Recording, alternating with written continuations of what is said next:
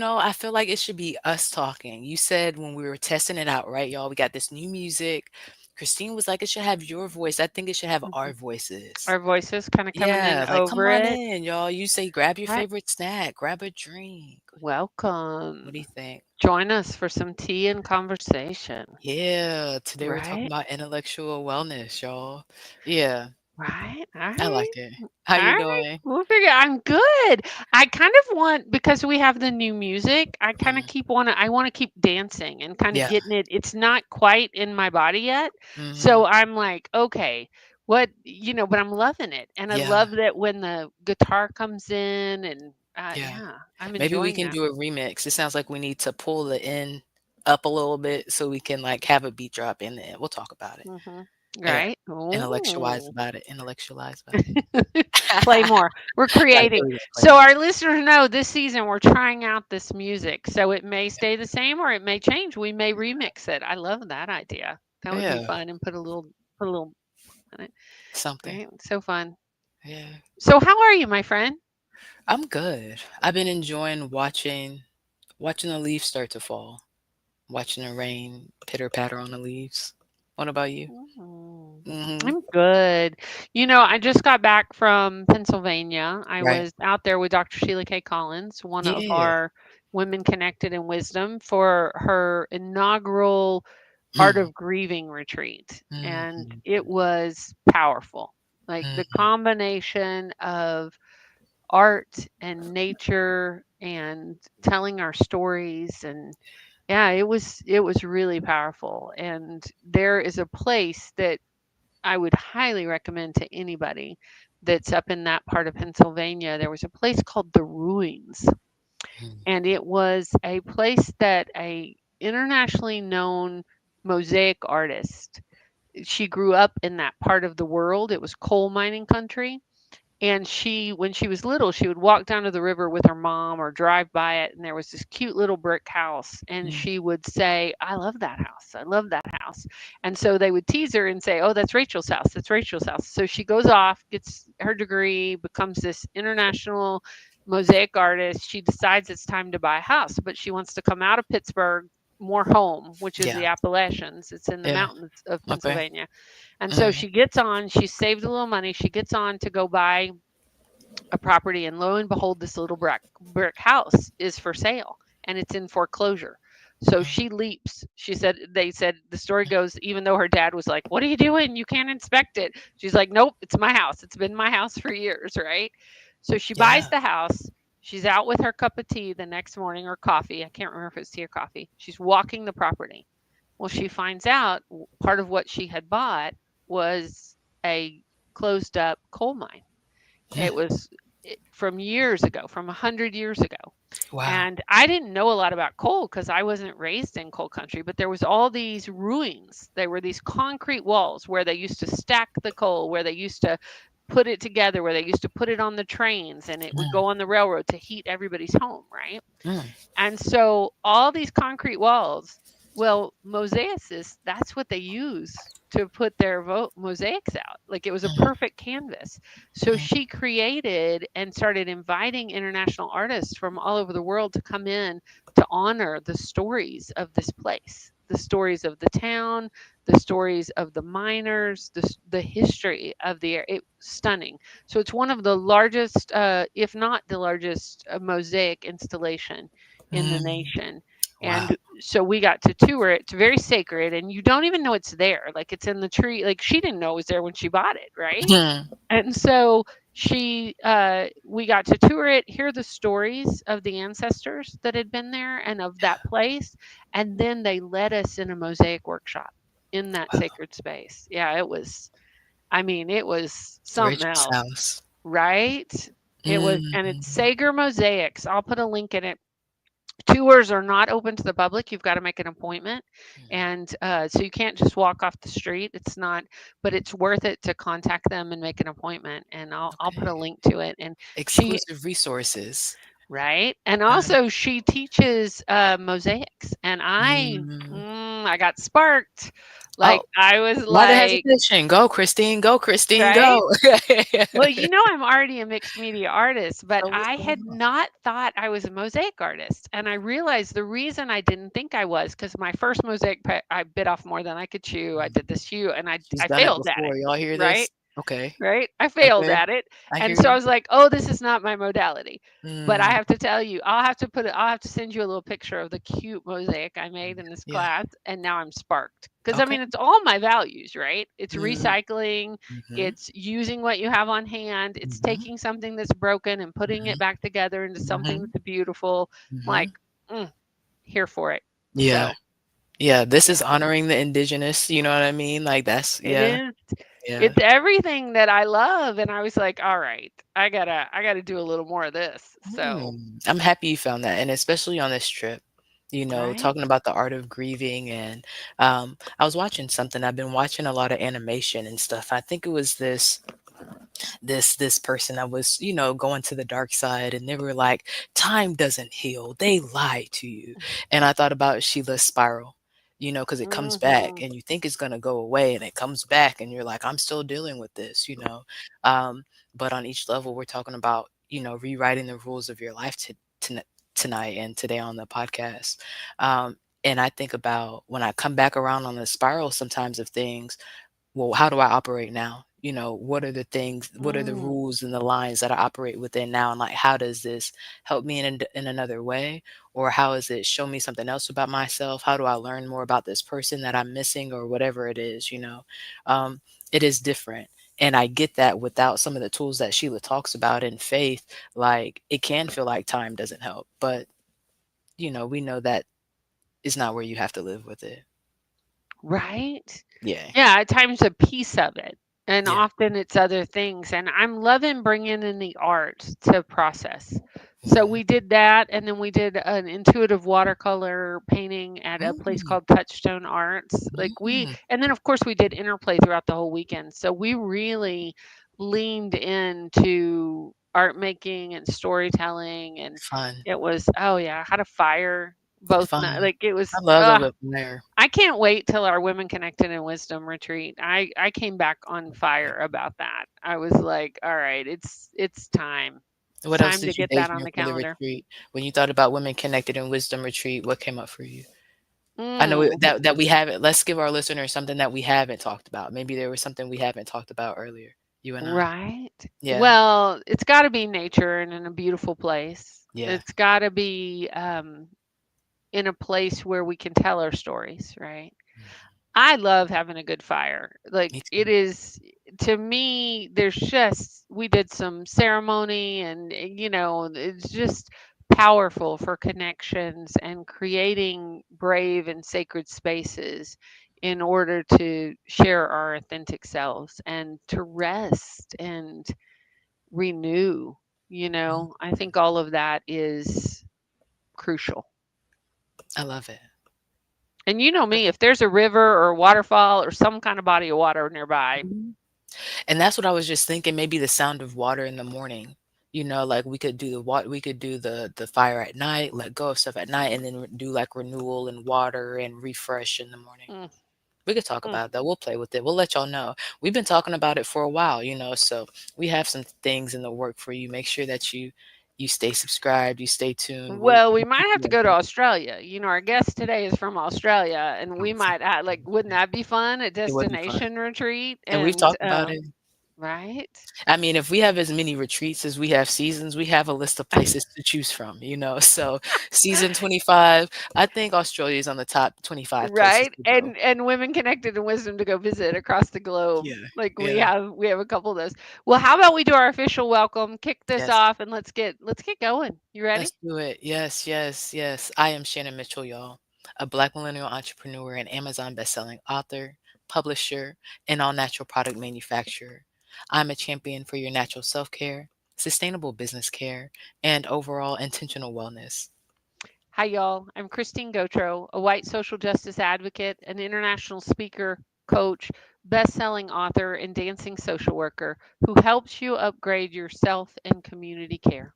Yes. Together, we are a podcast rooted in the 8 dimensions of wellness and the co founders of Women Connected in Wisdom Community. And we like to get together every week for intentional conversations about how to be wise in business, relationships, and wellness. How do Mm, we do this? mm. And like we said, we're talking about intellectual wellness. You wanna go ahead and go through the definition in our bio so we can, Absolutely. yeah, Let's do brief it. our guests? So, intellectual wellness includes having access to different sources of information and developing critical thinking and timely decision making skills. Also, continually learning through intentional intellectual growth, situations, and artistic creativity can help maintain one's intellectual capacity. Mm, and today, y'all, to talk about intellectual wellness, we have Joe Stone. Joe is the CEO of the Balance Institute, a transformative coaching and consulting business that has supported hundreds of high achieving women in redefining success and creating balanced, fulfilling lives. Drawing on her 20-year corporate career in high pressure leadership roles, Joe empowers women to shift from doing it all to truly having it all. Through her proven frameworks, Jill helps her clients overcome burnout, embrace their strengths, and find harmony between ambitious careers and personal well being. As a mom to Nikita, 15, and Stella, 12, she understands the challenges of juggling professional success with family life, making her approach both practical and deeply empathetic. Jo is passionate about challenging societal expectations and showing women that prioritizing themselves is a key to unlocking their full potential. Help us welcome to the stage Joe Stone. Hi, Joe. Welcome, Joe. Hi there. Thank you for having me. Excited to be Oh, here. of course.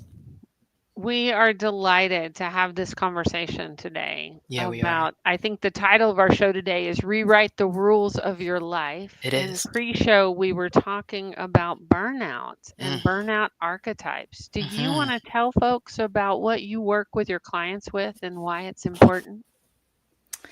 Yeah, burnout is something that has been around for a long time, but I am definitely seeing an exacerbation of women living in burnout. And part of that comes down to the definition because I'm seeing many women think that burnout is when they collapse or when they get hospitalized or when they get the cancer diagnosis or when they have these huge crises. But in reality, many women burn out tiny little pieces at a time. And it's this gradual erosion of self and disconnection from who they are and things that light them up and things that make them really feel like they're alive instead of just existing. And so I call this high functioning burnout, which is something that so many women are living with, but and they just accept that it's the price of the juggle, the price of working and living with a family and living in this day and age. Mm. I know when you say that word, I a part of me goes, okay, let me have it. What are the symptoms of high functioning burnout? Right. So, high functioning burnout is on the surface, you're still going through the motions.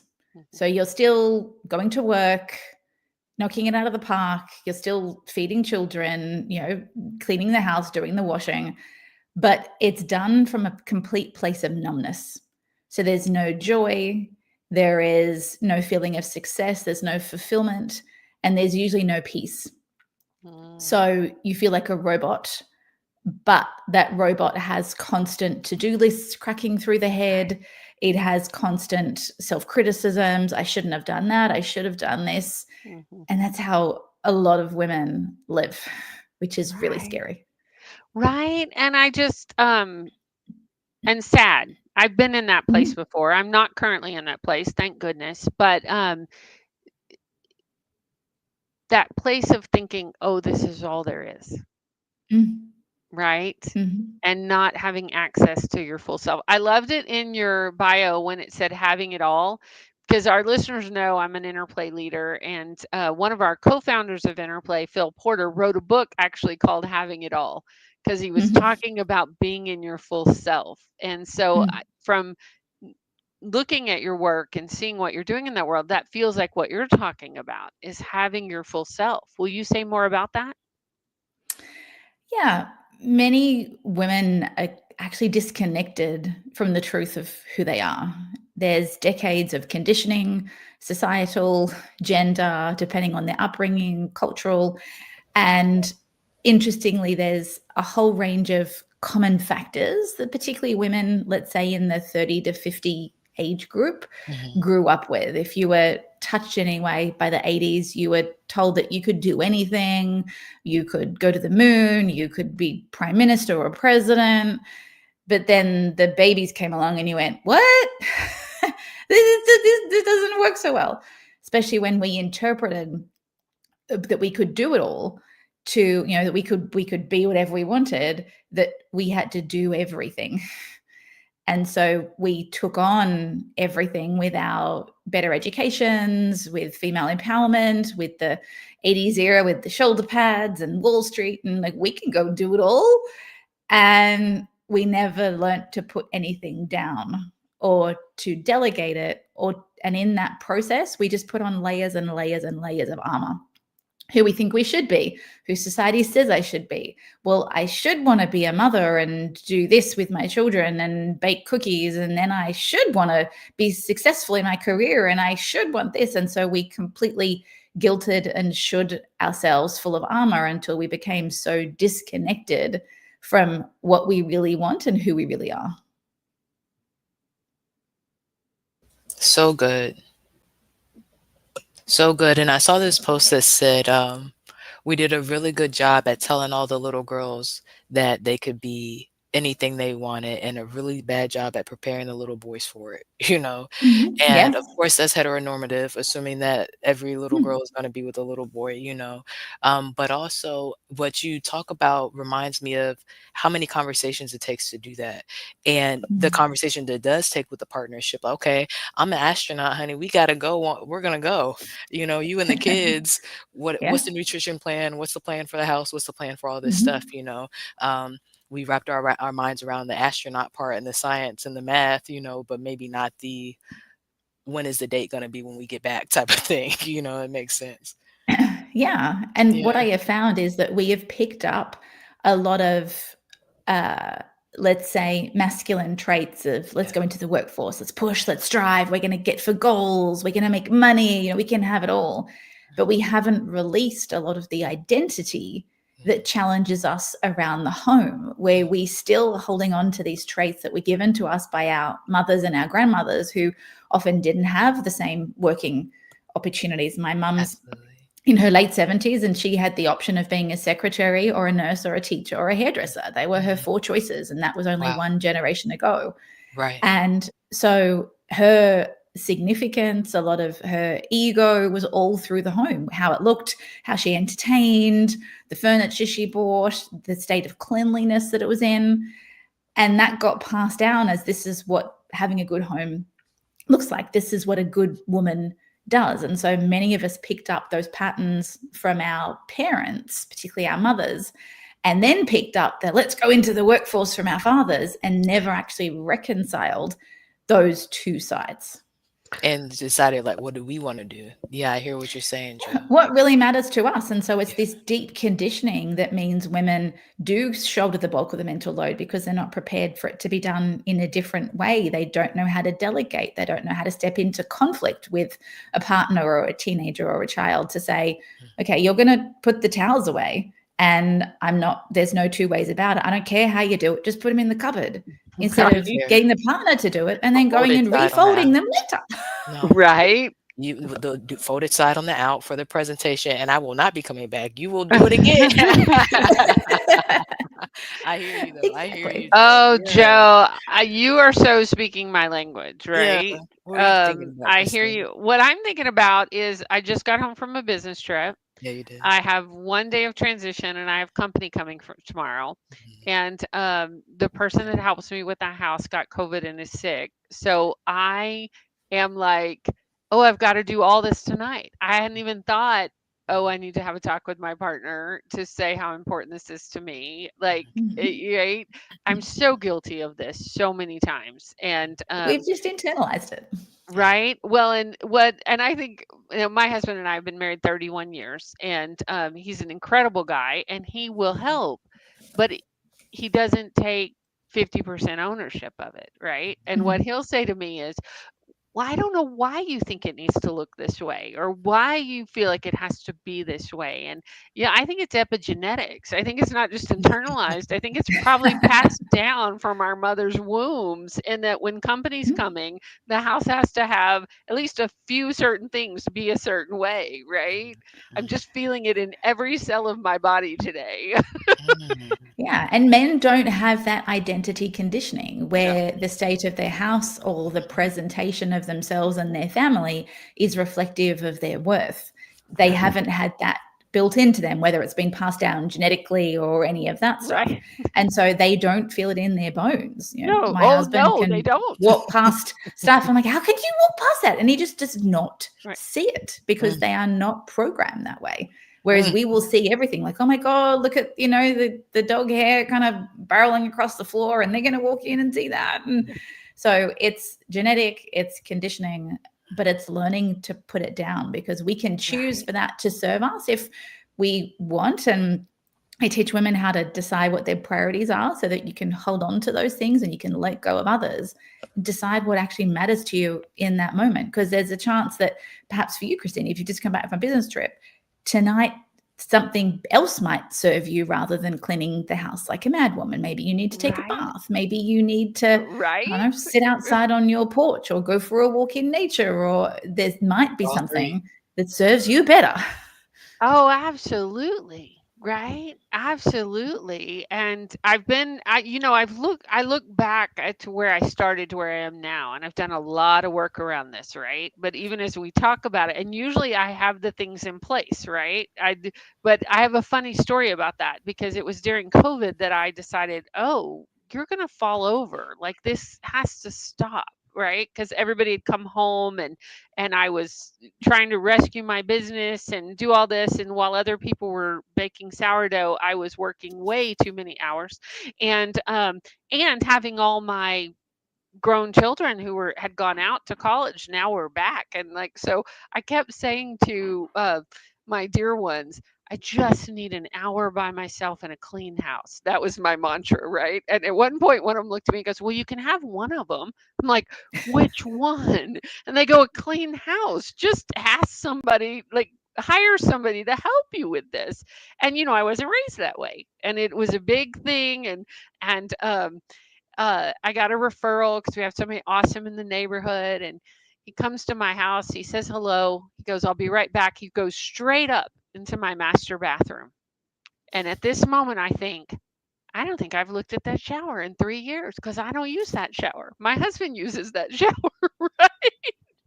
And it's behind. And so he comes back down, quotes me, and he says, because it is dirty. And of course, I have that wash of shame, right? That first comes when you're not used to that. And then I was like, well, of course it's dirty. If it was clean, I wouldn't be hiring somebody to help me with it, right?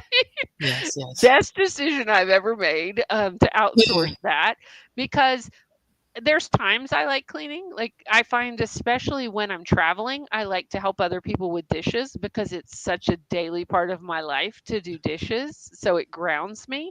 But for the other stuff, I'm like, oh, I'd rather be podcasting. I'd rather be doing this or that, and letting somebody else who really enjoys it do it.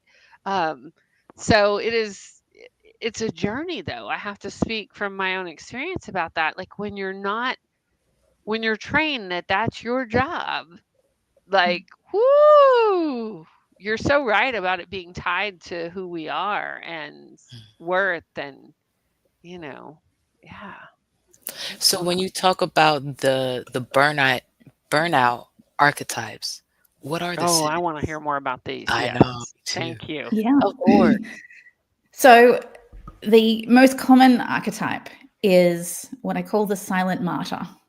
Mm. And this That is the was my woman mother. I love you, Mom. It I was love my you, mom. love you, Janet. who does everything, brewing in resentment, Mm. shoulders the load for everybody, rescues everybody, doesn't think there's any space for them in their lives because everybody needs them. I'm a recovering silent martyr. Mhm. Mm-hmm. Just gonna Yeah. own it.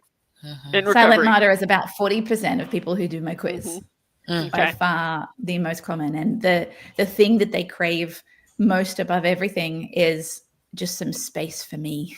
Like I want someone to hold me just for once, because they spend their lives taking care of everybody else. Mhm. Mhm. Maybe So not after as this, in much recovery as I think I am. I got to take the quiz. Mhm.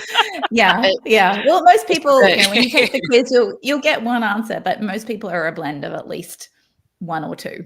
That makes Okay. sense. Okay. Yeah. Next up is the hollow high achiever. Mm, Okay. And this is the high achiever who looks successful on the outside, has ticked all the boxes, but life feels empty.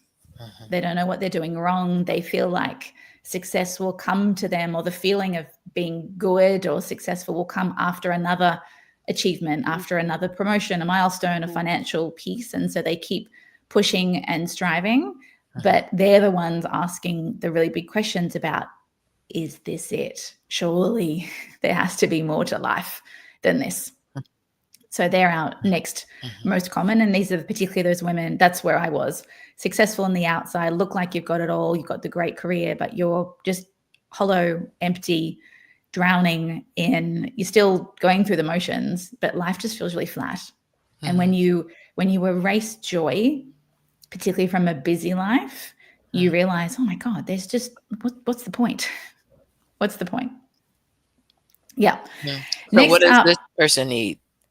The what hollow. does she need? She Mhm, needs to reconnect with her feelings. mhm, So she needs to understand what joy is again, and that success doesn't come from chasing things outside herself.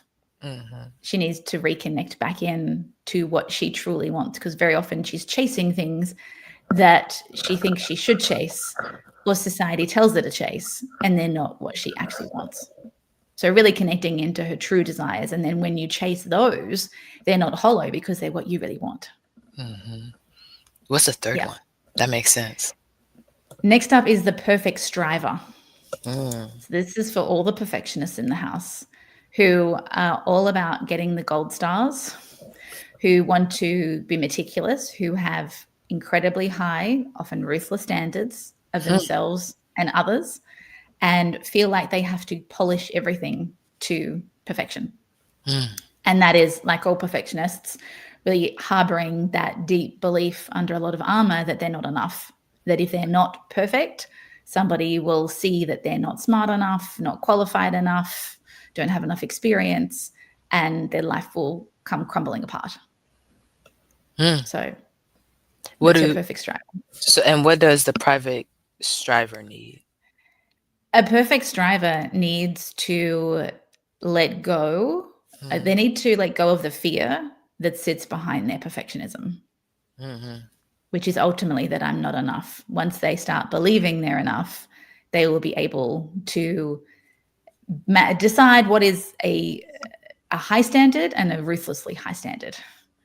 There's a difference, 'cause because the we greatest need fear, Go yeah, ahead. the greatest fear of a perfect striver is to settle or be mediocre, Mhm. and they don't want that above anything else. Can't be mediocre. Nope.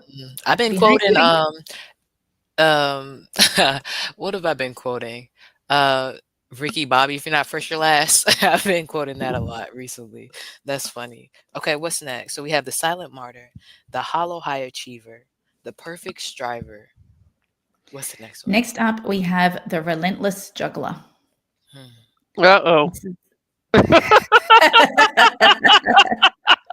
I'm guessing you know where You this is saying going you to. saying for I you or me? You saying uh-oh for you or me or I was both? saying for me, because Okay, I okay. use that juggler emoji Yeah. a lot. Uh, All right, Joe, lay it on us. Yeah. So the relentless juggler is the woman who is just juggling all the things. Mm, She's drowning in lists. She has lists of lists, mm. and That's her funny. worth is very much predicated on how much she can hold. Mm, So it's this relentless drive to tick things off. There's usually a little bit of perfectionism in there as well, but she's just all about doing everything for everyone else. There's a slight overlap with the silent martyr, but the silent martyr is doing it from a place of, I have to carry it all, mhm, because their worth is based on how much they can carry and being needed, Whereas a relentless juggler's worth is based on how much they can do, how much they can juggle, how much they can squeeze in. So they're similar archetypes, but they come from a very different place. All right, Mhm. what do we need? Go ahead and tell us. Mhm. What do jugglers need? They need to learn to put some stuff down, and that if they're not doing, they will not die, essentially. That even 3 minutes horizontal is Oh, yeah. actually going to be the thing that their nervous system needs. So, Yeah. micro doses of rest, because jugglers usually say yes to the PTA, they're the football coach, they're the parent that does Girl the Scout readers, leader. they're the scout You leader, they don't bake know the me, cupcake, Jody. they do. I don't know what you're talking about. Mm, So not they've said discrediting the yes. guest. They've said yes to a lot of obligations. So learning to Yeah, say no yeah, becomes a really big part of that. But Yep. often it's not, it's that these people are energized by opportunities. They want to help. That's yeah. a really big part. So Yep. it's not saying no from, I'm saying yes when I don't want to. Right. It's they want to, Mhm, Right. but they And it's take on fun, too much. And they love right? it. And they're often And extroverts and they like being around yeah, people and they want to yeah. contribute. So mhm, it comes I from a good think I'm place. a recovering one of those too. mhm, I think actually that so far is the one that fits me the best. But I have learned over the years, like the moments of rest and the play and I weave that in, so I'm not in burnout. I mhm. think I'm, Mhm. what's another word for instead of relentless? Um, Tenacious? recover. I'm not recovering yet. No, I don't know. Keep going. Okay. Keep going. Okay. Next up, we have the uh, untapped powerhouse. Mm, Ooh. This is the woman who is showing up, who is taking on all the jobs, who is saying yes to everything, but she's not seen and she's not heard. Oh. She's overlooked, she's invisible, she's passed over for promotion, And she's not she's pissed able, off and at this she's really point, pissed. right? She's I really know pissed. I know some friends that okay, got it. Yeah, because a schmuck who does less than her is less qualified than her, Yep. but because they speak up, she's waiting to be shoulder tapped. She's waiting to be Okay. given permission to speak up and just takes things and does a huge amount of invisible labor, but won't give herself that permission to rise, permission to Mm, take the seat at the table that she knows she's capable of. So she's mhm. the one holding herself back for ultimate fear mm, of being too much, being Okay. too ambitious or too loud or too smart. What does she mm, need? She needs permission. Permission. I also so what's bubbling up for me, and this may be a side quest that we don't want to go on because we want to finish the next list, but it makes me think about one of our guests, Shannon, talking mm, about human design. And mhm, there's certain human designs that like to be mhm, asked or mhm, permission. Yes. So then Mhm. it makes so you know what I'm talking about, Joe. So mhm, then it Yeah, makes yeah. It's a me projector. right. Okay. So if somebody's a projector and they're out of balance with this, and so they're an untapped powerhouse, woo. Okay. mhm, Potentially, what a mhm, human design can come in here as in the way you best operate. So, if you already have the Okay. characteristics of worrying about being too much and feeling invisible and worried about being having a big head or some of those things, and you're a projector, you're going to have a double whammy because then you feel Mhm. the need to be invited. But to be honest, a lot of women need to be given permission because Mhm. that's been conditioned Mhm. into us from Oh, a very early absolutely. age. Asking permission, can I have a snack? Can I go play with a friend? Can I go outside? And girls, they've even shown as children, ask more permission or are required to ask for permission more often than little boys. So nobody gave us a ceremony at 18 or 21 and said, okay, you are now an adult.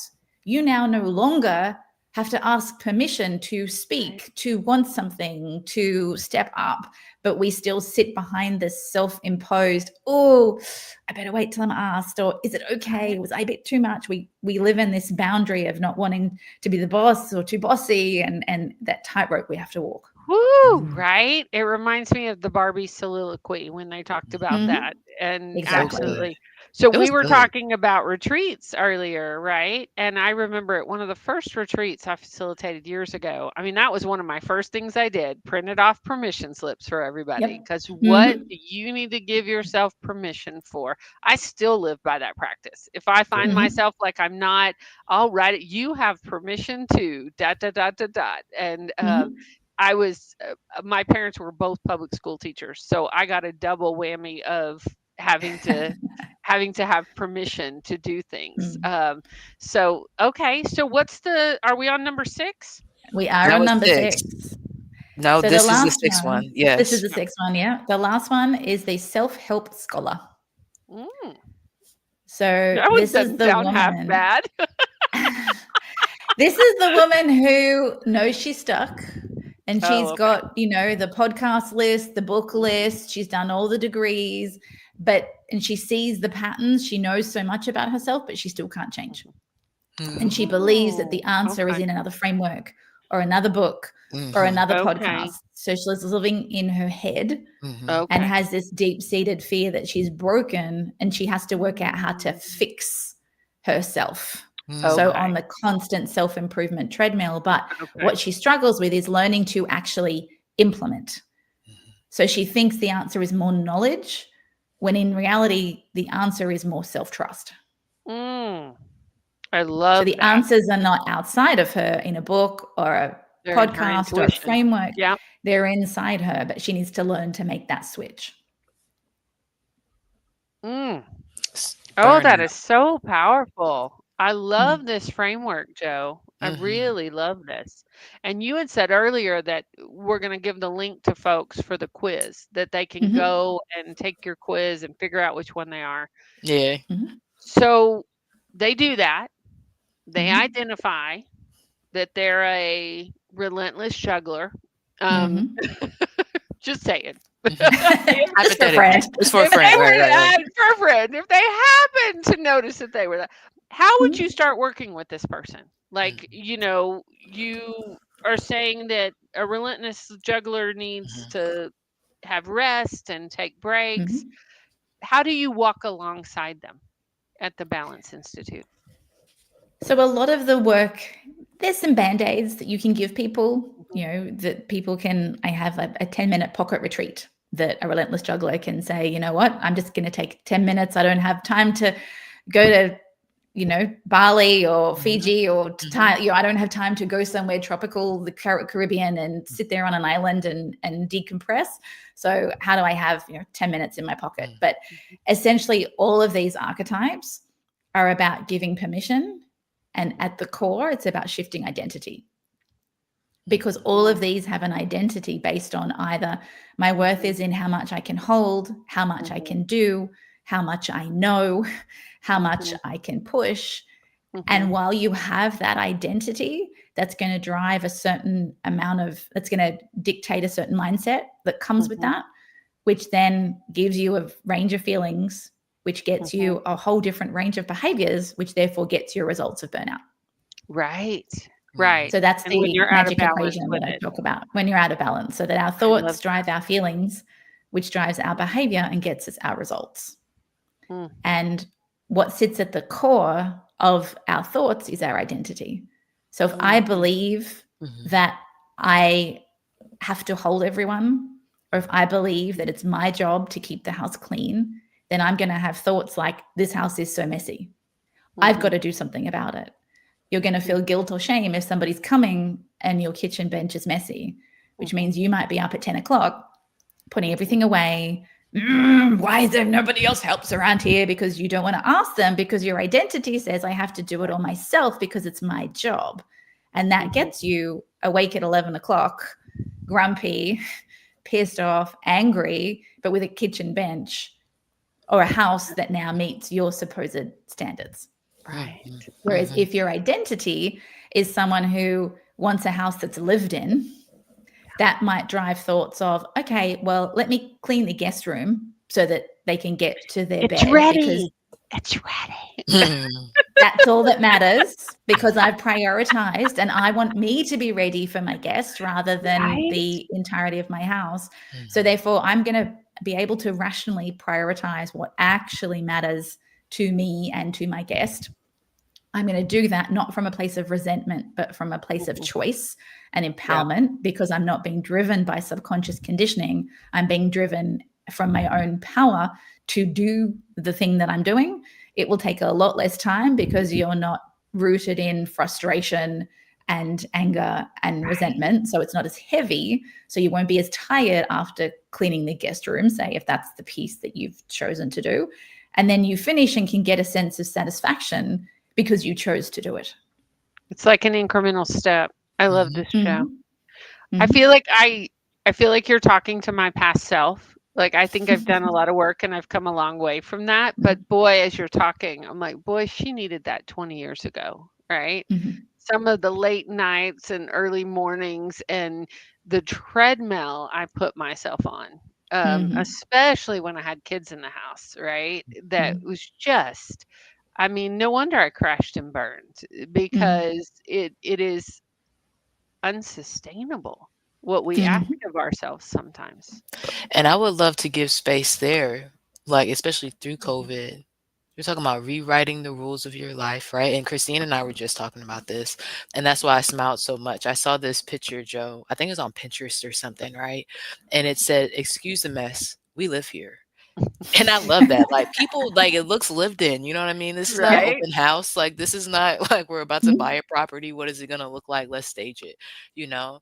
Um, and so I would love to give that to moms because I have friends who like I have a friend this year, we barely talk. Like I haven't seen her. And I know part of it is the way she feels about her house.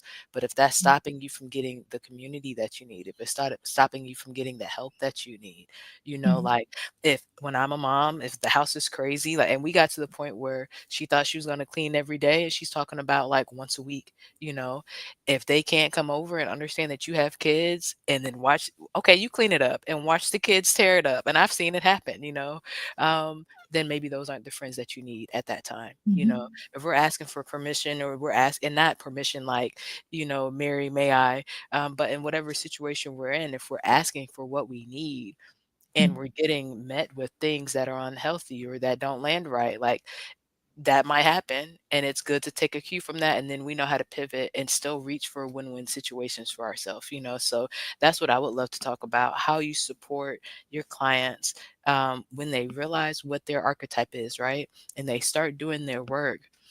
How do you prepare them for that part of it? We do it with our authors and getting ready to be Amazon bestsellers, right, but I would love to hear how you do it with this whole mindset reframing. Mm-hmm. Mm, Yeah, great question. I found that for women who are juggling a lot, yeah. they have this belief that they need to, if they need to rest, all right, well, I need a full day.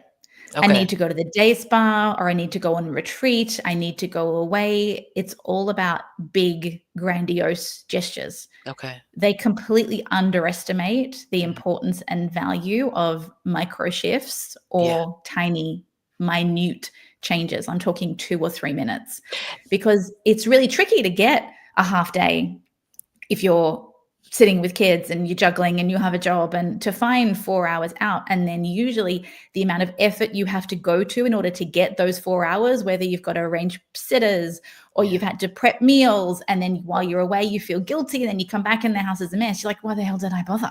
Because 'Cause you're worth it every time. Yeah, yeah. Yeah. But when it's I love that. Worth Yeah. it. Of course you're worth it. Yeah. But it's also about learning to put the chaos down. When you Yeah. talk about rewriting the rules of our life, I find so many women have rules around, I will rest when the house is clean, the Mm. fridge is full, the inbox is empty, Oh my everyone else is goodness. taken care of. Never. Then when there's that space, I'll rest for me. Okay. No. Yeah. Impossible. Like, Yeah. impossible expectations we ask of ourselves, right?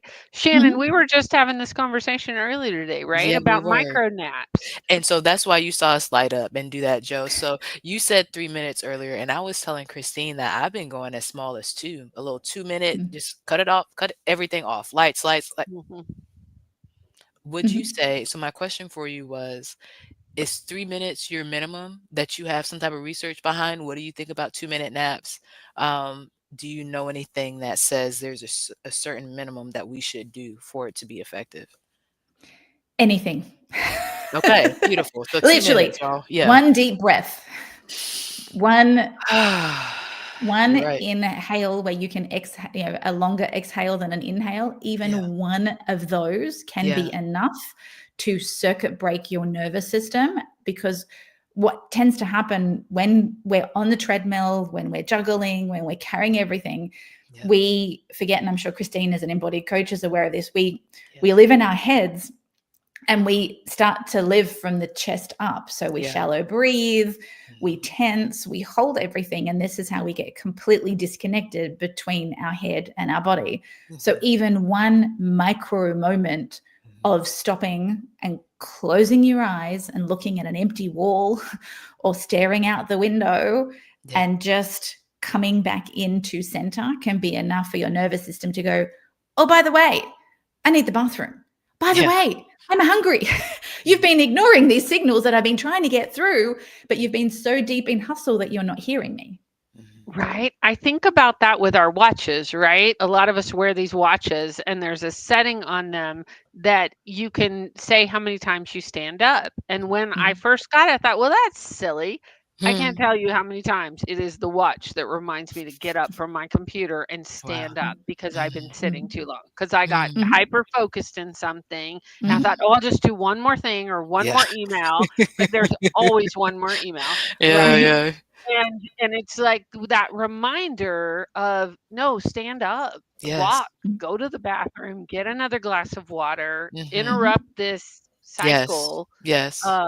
Yeah, I think that's really powerful. And I love, Mhm. and I do the same thing with my clients, right? Like one thing.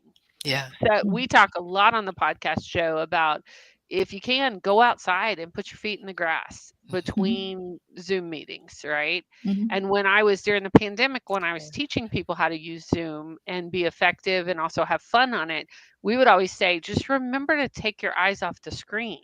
Mhm. Like you said that about a blank wall. Like, Mhm. Mhm. find something of beauty. I have this really lovely piece of art in my office that I'll pause and I'll just look at this piece of art for a couple of seconds, and it Mhm. Mhm. refreshes me. Mhm. And also then, but it does, honestly, as the relentless juggler, make me think, oh, I really want to create more art. Oh, where can I do that? Um, That's why I do love a blank wall, because we Mhm. have so much stimulation coming in through our eyes so often right. that sometimes you have to reduce, if you can't close them. Often people Hmm. are sitting in meetings or whatever else. If you just look at a wall that has nothing on it, your Hmm. brain has nothing to churn. There's nothing to Hmm. think. I mean, oh, there's a cobweb over there. That's going to come Right. up. You notice a cobweb on the wall, Mhm. but find a wall that's clean that you can Mhm. just stare at, because then you can, if you want to keep your eyes open, if you don't feel like closing them, well, then there's no inputs coming into your eyes. And usually our visual system takes up about 80% of our sensory input. So Mhm. by shutting your eyes or removing all of that visual stimulation, you allow your other senses time to come up, whether Yeah. that's, you might hear something different. The whole Mhm. point generally is that you feel something. You might go, Mhm. oh, actually my shoulders a bit Mhm. funny, but you've been hunched over like this, doing something in a completely Right. wrong position for the Yeah. last however long. Right. We always love and talk about dance breaks. Like, Mhm. put Mm. on your favorite music for a minute, Mhm. 2 minutes, and then in interplay, we always say, and then take a moment to notice. Like, check in Mhm. with your body and notice what feels good. Because I can tell you, when you're over 30, the first thing we think about is what doesn't feel good. But what look for the good and what feels good, um, and what's Mm. working, right? Mhm. Mhm. So that's my micro time to dance.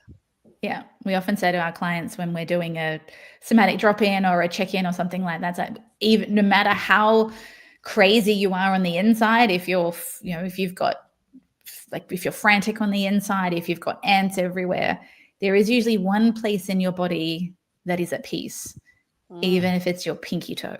Can you just Right. go and find the peace in your pinky toe and Mhm. take a little bit of that peace and bring it up into your shoulders or your chest or your hands, or mm, your, just Love take that. one deep breath. And so the more we can normalize micro breaths, 2-minute naps, Mhm. stare at a wall, just go outside. My daughter came home from school the other day. I was just out the front of on my driveway, standing in the sun. And she goes, "What are you doing?" I said, Mhm. "Just standing in the sun." She Charging goes, up, "But doing what?" I'm like, "Just getting some sunshine." charging She Right? looks at me weird. I'm like, "Nope." I'm doing a few almost like sun salutations, kind of putting Yep, my arms up, good Right. job. shaking things out. She's like, "You're Yep, weird." I'm like, "Thank you." yep, I love it. Congratulations on that. Yeah. Compliment Ah, received. Yeah. right? You did it, Mom. I love it. Yes. Um, so Joe, what we just put on the screen, the wisdom in action, y'all. We talk about this every week. This week we're talking about intellectual wellness, right? You just mentioned something. You were outside intentionally in the sun, but anything else that comes up, right? What are you doing for yourself to maintain your intellectual wellness? I do a lot for my mindset and for my body because I find that my mind and body are completely interconnected. Mhm. And I'm not somebody who is a bricklayer who uses my hands as widgets. My wealth is my brain, and my brain happens to sit in a body. And so Mhm. if that body is full of cortisol Mhm. and adrenaline, then my brain isn't going to be as focused and functional as it needs to be. Yeah. So I'm not somebody who has a specific practice every day. I'm someone who tends to lean into what do I feel I need today. But I'm doing usually 3 or 4 things for myself in micro doses. So I tend to journal pretty regularly as a tool if I need it. There's things I do around whether it's meditation or breathing or dancing to music. I actually love intentional silence. Me too. So my family hates Mm. it when they get in the car and they always know mum's been driving because they put on the music and it's silent. You're welcome. So I they Yeah. get in and like, where's this? Like, oh, mum's been in the car, the You're volume's right welcome. down. You're right. So I'm well known for I'll go for a walk with my headphones Yeah. in silence so that if I come Uh, across anybody, I'm like, on a call, like I want to talk to you right now. no, So really. They don't get it. yeah. So Uh, intentional. Mm. I'm somebody who my brain works fast and a lot, and Mhm. that's my gift. I don't want to dull that down, but there are times yeah. where I have to override it and say it's time not to think right Yes. now. Mm. Yep. So it's not shaming my brain for how it works because that's my gift, but it's learning to tame it and not let it completely be in the back seat, or I would be in that corner in a straitjacket rocking if I Yeah. let it rule me. Yeah. Mm. And I hear you like I hear you honoring your mind and saying, but this is what I said, and you still keeping authority, which is important, and it's difficult. It's something that we have to be intentional about. I hear what you're saying. Yeah, and I do a lot of work around my intuition as well. That's something Mhm. that has been a journey for me over the past probably 5 years to learn to tap into that intuition. What is it that I really want? Because my brain will override just one more Mhm. email, one more thing off the list that adrenaline and dopamine rush of ticking something off your list, but Mhm. listening to that intuition, to that wisdom of, okay, you're done. Yeah. Mm. Do you have a simple exercise for somebody that's listening to help tap into their intuition? I found that the best way to get access to my intuition was in the little things. So when I would get in the car, rather than defaulting to, well, I need to be productive and efficient with this time, let me listen to a podcast, just getting in the car, closing my eyes and saying, what do I really need right now? Do I feel like a Mm. podcast? Do I feel like music? Do I feel like silence? Looking in the morning at my clothing or my earrings and going, actually, which earrings do I really want to wear? Not should wear, not what's practical, not what goes with the Mm. outfit. Get out of your head. What is it that actually is true for you? So little teeny tiny things. I love that.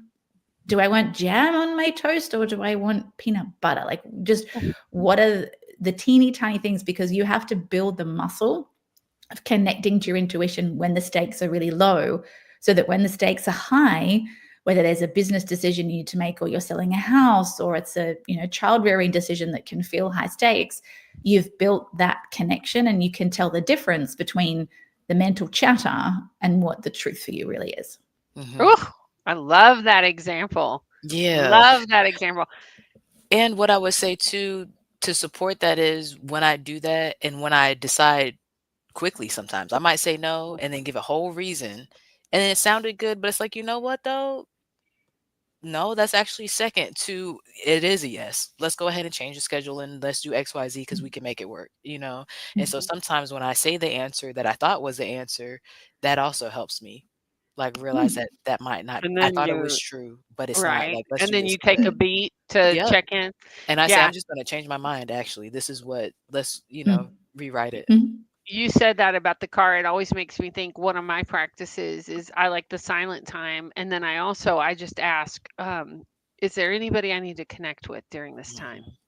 And Mm. sometimes people pop in that I haven't talked to in a year or two Mm. years, or like they're just all of a sudden there and I call them and it's a perfect time, or Mm. like something like it's amazing how often that happens when you Mm. really stop and you listen and you're like, "Okay, what is needed in this moment?" I Mhm. love Mm. that. Shannon, Learning what's your also oh, go ahead. Oh, I was gonna say one last thing is I've Mhm. learned to, you mentioned this something comes up about I need to call this person. I've learned not to question the intuition because some of my Right, stuff's really weird. It's like, go and listen to this song. I Mhm. haven't listened to that song and I haven't heard it anywhere. And I listen to that song and go, what is going on? I look at the lyrics and go, oh, that's a message for me.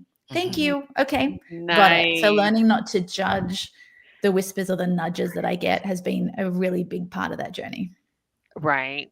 I often argue sometimes. I mean, I've learned I not do. to as I'm much, still but working on it. sometimes I'm like, "No," or, I'm working on it. like but then it'll Mhm. come 2 times or 3 times, and Mhm. it's like, "Okay, you Yeah. could have saved yourself so much Just angst, listen the and first if time. you'd have just listened the first time." Yep, absolutely.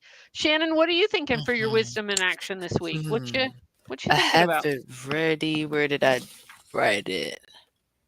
Joe said so much stuff that was amazing. Let me see. I thought I put a hashtag in front of it. We're talking about the next achievement with the hollow achiever. Let's see. While you're looking that up, I Yeah, wanted to what's tell yours? you, Mhm. I just wanted to Tell me tell something else. Joe, Okay. have you heard of the song Big Love in the Small Moments by J.J. Hiller? No, I have not. Okay, I'm gonna send that to you because it really came up. I can't remember which one you were talking about, which one of the burnouts, but that song came really strongly for me. And we're talking about intuition, so I want to share it with you because it's something I Mhm. use with some of my clients, and it's a really powerful song. So Mhm. I'll email it to you. Sounds great. Shannon, I'm thinking about for my wisdom in action, I loved being reminded of give yourself permission. Like Mhm. it's a practice I've had for years, and I think I'm gonna sit with that and meditate and see what I need to give myself permission for. That maybe I've been holding back a little bit. So, or give myself permission to set down is probably more than Mhm. I think this evening you need to not be a crazy person around your right. house. Oh, Mhm. my husband is gonna love that answer. My crew, and I've gotten so much better at it over the years, Joe, but, like, my crew used to say, "Oh, it's event mode," or, "Oh, Mhm. Mm. it's company mode," because Mm. they're like, "Where'd you go?" Like, now there's Yeah. this crazy person, and it's like, what is happening here?" And it is Mhm. just that programming that you talk about that, like, would come over like a Mhm. yeah, that's Mhm. In my wild. Mhm. house, it's called Crazy Mummy Clean. Oh. Mm. I've seen a video about this before because my kids have shared it with me, honestly. Yeah. So there's normal clean, there's mum clean, there's Mima clean, which is my mother. So my mum has a different standard, and then there's crazy mummy clean. So there's 4 levels of cleanliness in the household. Wow. Wow. I mean, this is Um, real. no, it What you is a got, real Shannon? thing. And I'm gonna say for my intellectual wellness, I'm gonna say try the system. Okay. Try the system. Because like I said, a lot of times when I say yes or no, that'll show what it is, right? And as we set up the levels on the different houses, yeah, actually in the different houses and the systems in the different businesses, what I know setting up systems and having started businesses and open restaurants before, you're going to start the system, but the system's going to need to change. Right, you're gonna have to Mhm. update it after that, or you're gonna get some Mhm. feedback, and it's not gonna be the final one. So we've been having a really good time setting up the systems. That's where my intellectual wellness, right, and helps me And you love a good system. because I know with the a burnout, I might be all of these. Like, let's talk about it. You know what I mean? Am I like what are like I gotta go You got back to into take the it. quiz. We're Like, going to put the quiz take in the the show quiz. What's the notes, top one? Like, right? you know? And then before we let you go, Joe, what's Yeah, next steps? Like, how yeah. do people work with you, or what do you have that folks can address this burnout when they say, "Yep, that's me." What Mhm. do I do next? Yeah, so the most common way, obviously, there's the quiz, and there's a range of resources that come off that people can choose to step into. But I have a 12-week executive coaching program, my signature program, Rewise Burnout at the Root. So it's all about that identity of whether you're the relentless juggler or the silent martyr, the identity of I've got to carry it all, because unless we deal with the patterns that are at the root of your burnout, then it's not going to change. So yes, there's practical strategies and hints and tips that you can put in place from a physical and emotional perspective, but we've got to rewire you. Yeah, And that's the really fun and exciting work we get to do. love it. And I Uh, would love to ask you one more question, and I know we're over time. Do you have space for this, Joe? Yes, I do. We talked before the call about women, and you mentioned it a little bit, right? In our minds, in our heads, above the neck, and disconnected from our bodies, and how that is where a lot of women are. Can you talk through a little bit of what you do to help people get back in their bodies? Because that's part of my goal with Women Connected in Wisdom, is for us to be attached to these resources, but be fully present. Mm-hmm. First up, I found that women need to understand the value of their bodies, because we almost have to go in through the head to help them see the ROI of listening to their bodies. Because in their Wow. minds, I've got so far without it, it hasn't hurt me so far. And my brain is what has got me rewarded. It's got me my income. It's got me my success. And now you're telling me that suddenly my brain is bad. So often, a lot of people who come in through body work just come in through the, well, you need to feel, and like, I don't have time to feel. Have you seen my list? So we have to actually connect with them where they're at. And I have found that helping women understand the importance of feelings, that they are signals, Mhm. that they are actually hijacking their brains. And the more they connect to their body, the more productive they're going to be, the more focused they're going to be. When they see there's a benefit to their brains, then they open up to learning how to do that. So again, it's a mindset shift first. Once they realize that there's a benefit here to me, and the irony is, all women who come to me, I say, well, what is it? What does success look like for you? And they say, calm, peaceful, in control. I want joy. I'm like, they're all in your body. They're not in your head. So all the things that you want are actually in your body. So we've got to get you there in order for you to get your new definition of success. Mhm. what a Beautiful. great way to wrap the show, Joe. Thank you so Thank you much. so much for your wisdom. Thank you for your work in the world. This has been a delightful conversation. Mhm. Well, thank you for having me, and thank you for some great questions and for being relentless jugglers and silent martyrs and all the things. So it's Right. obviously very easy to relate. Go take the quiz and find out which one you are. Right? Right? Yes. Absolutely. Oh, we're so grateful to be connected, Joe. We look forward to more. Thank you so Wonderful. much. Oh my Mhm. gosh. What a fun episode. Yeah. Did you see you said you saw yourself in most of them? So, and you know what's interesting? Because I did say all, but the silent part, I decided not to be silent. I was like, Right. martyr depends on, the story, but silent, Right. no, we're a That one podcaster, runs so in my family, and I yeah. consciously chose not to go that route. I can have some tendencies. So when she said the relentless juggler also has some overlap, I was like, Yeah. oh yeah, I could see that. I Yeah. could see that. And I've shifted so much over the years, right? Mhm. I mean, I would say 20 years ago, that's exactly where I was. And I still Wow. have those tendencies, but Yeah. I've then brought in the embodiment and the interplay and the pauses and the Mhm. the weaving of the radical self-care. so it's Yeah. not at burnout level. And I love, I love the framework of it because it gives our ladies and our listeners a really good place to say, hey, I could talk more here, or Right? hey, I could be an achiever, but I could include joy. I could include Right? celebration and rest with each goal, like we talk about and Right. like I wrote And about in the permission second and volume, trust. Yeah. all those Oh, things. I can't So wait. it's gonna be good. We're gonna put the link to the quiz in our Yeah. show notes, y'all, and ways to reach Joe and just good stuff. Anything we Mhm. need to shout out before we close episode 203 today? Yes, y'all. So we are September 9th or September 17th today, getting ready to close out this year. Get subscribed, right? We talked about some things that we have coming. We talked about retreats. We've talked about volume 3. We have some classes on the way for you, right? So if you want to We have make an sure that you audio book coming an out in audio book about October. to Whoop, whoop, about whoop. to be published. Woo woo, volume Look, 2. Joe's probably like, relentless jugglers. We're not juggling. We're taking off projects from 2023, okay? We're done. Bwah, bwah, bwah, bwah, bwah, bwah. So we're recovering, okay? Relentless recoverers, okay? But it's gonna be good, y'all. So get subscribed, get locked in, Right. and Yeah, join us over at YouTube if you're not, because yeah. we haven't put a lot of time and attention on that platform, and we're shining a little light over there. So if you can Hold on. subscribe over on Hold on. YouTube, I know we're did I 6 say that minutes wrong? past.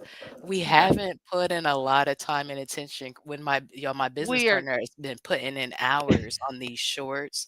Okay, she has been doing a lot of work on YouTube and stuff. You just take all your credit we away. are shining some more light Yeah, over we are. there. There we are. Okay. All right, you're right. So join us over there, subscribe, like yeah, Yeah, we love whatever your platform on and we love your input. So shoot us some comments, give us yeah. some I don't like the word shoot us some comments. Okay. Send us some comments Yes, yes. and connect with us. We'd love Yeah, to be in conversation and community with you. yeah, we're looking forward to it. All right, y'all, we'll be here live at 5 next week. In the meantime, be well, be wise, be whole. Thanks for being here.